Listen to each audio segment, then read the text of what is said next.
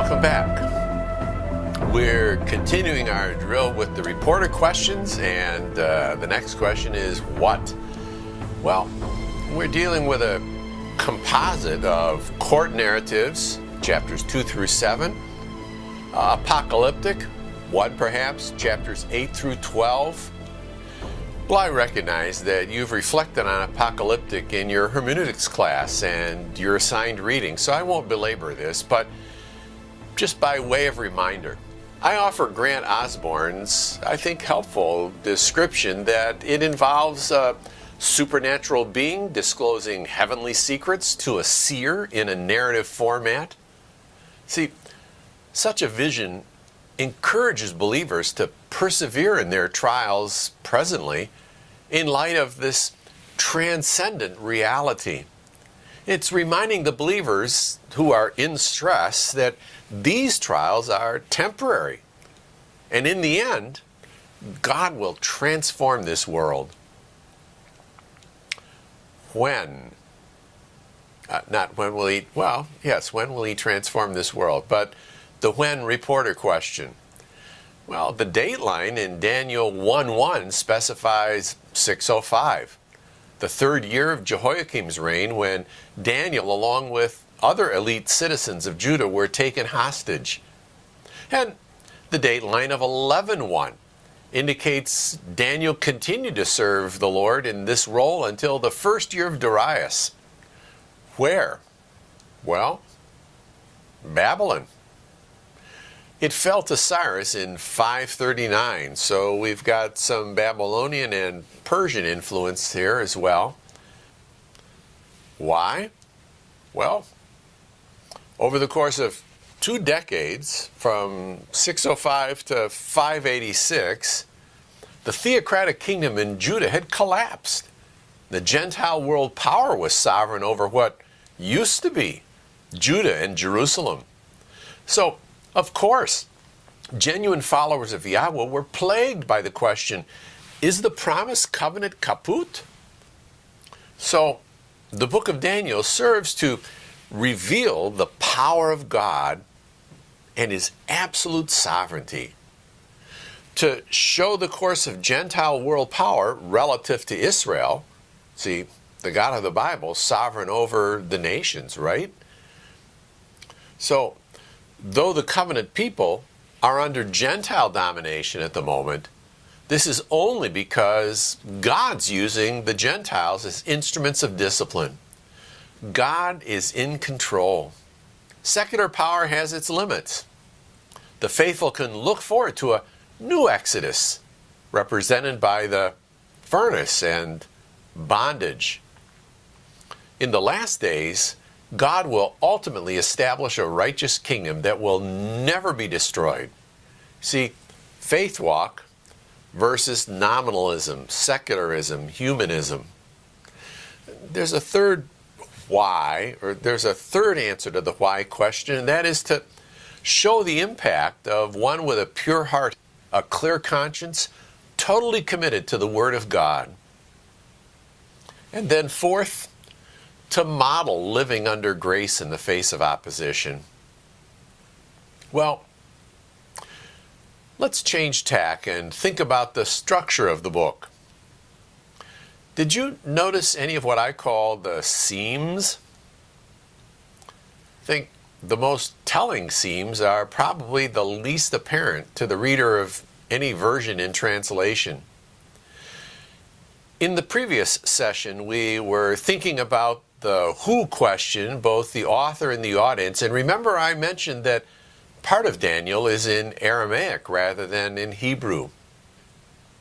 Well, that seam between the Hebrew fabric of 1:1 to 2:3 and the Aramaic fabric of 2:4 to 7:28, and then the seam between the Aramaic section and the Hebrew section, comprised of chapters 8 through 12, evidence sort of a macro pattern of the book.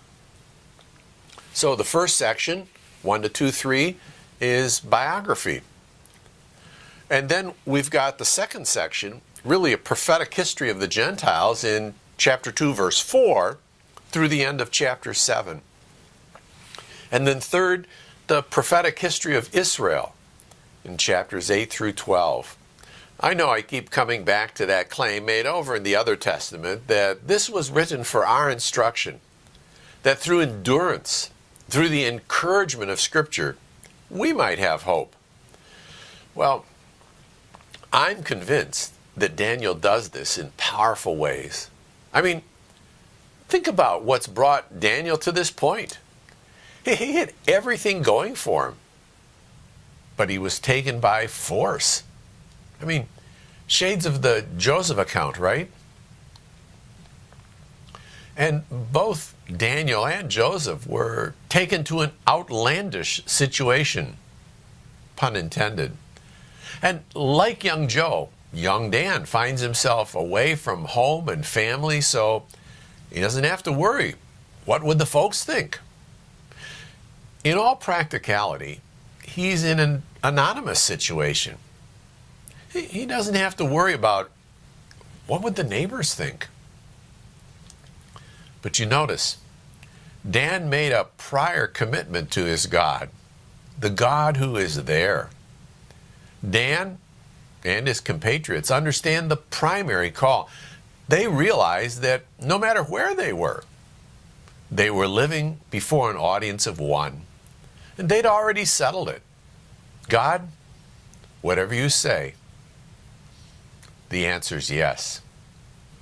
So, check out Daniel 1:8. Daniel made up his mind that he would not defile himself. If you watch the rest of the video, not this one, I mean Daniel, you learn that this commitment was costly, eh?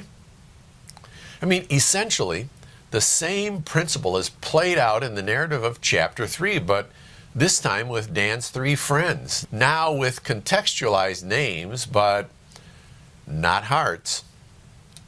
They're being coerced to abandon Yahweh and to worship Nebuchadnezzar's golden idol. But their prior commitment removes the opportunity to make a spur-of-the-moment choice. See, when their antagonists maliciously accuse them, as the text puts it, the trio of believers is unmovable. They're given what the antagonists seem to think is a generous opportunity to have a second chance at this. It's, guys, you chose not to attend worship, but if only you'll go to the second service, we'll let bygones be bygones. So, come on, let's get going. Well, don't you love their response? They say, really, this is not something we need to pray about. There are no second thoughts. If this is the way it's got to be, it's got to be. Now, look at the text of chapter 3, verse 17. If this be so, our God whom we serve is able to deliver us from the burning fiery furnace, and he will deliver us out of your hand, O king. Get it? They're convinced that Yahweh is able, without question. And their faith tells them that he will. I mean, do you hear shades of the Akedah from Genesis 22, the binding of Isaac? It's their next breath that I think gives evidence to the nature and the focus of their faith. What's the next line? But if not. Wow.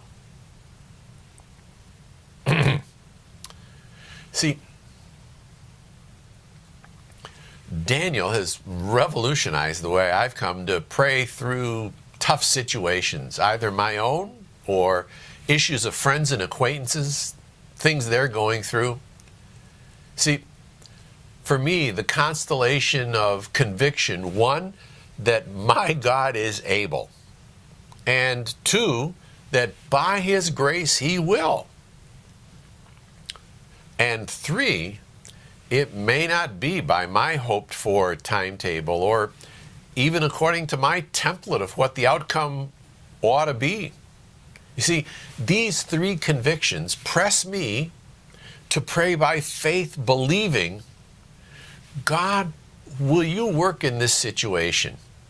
I don't know, tenuous job situation, serious illness, unsettling relocation, whatever the troubling situation, would you work in my life, in Mary's life, in Bill's life, in such a way that will bring you the greatest honor and glory? These guys believed, eh? But did their faith, located properly in Yahweh, keep them out of the fiery furnace? Is there another paradigm? Right. Did their God see them through the fiery furnace? He did.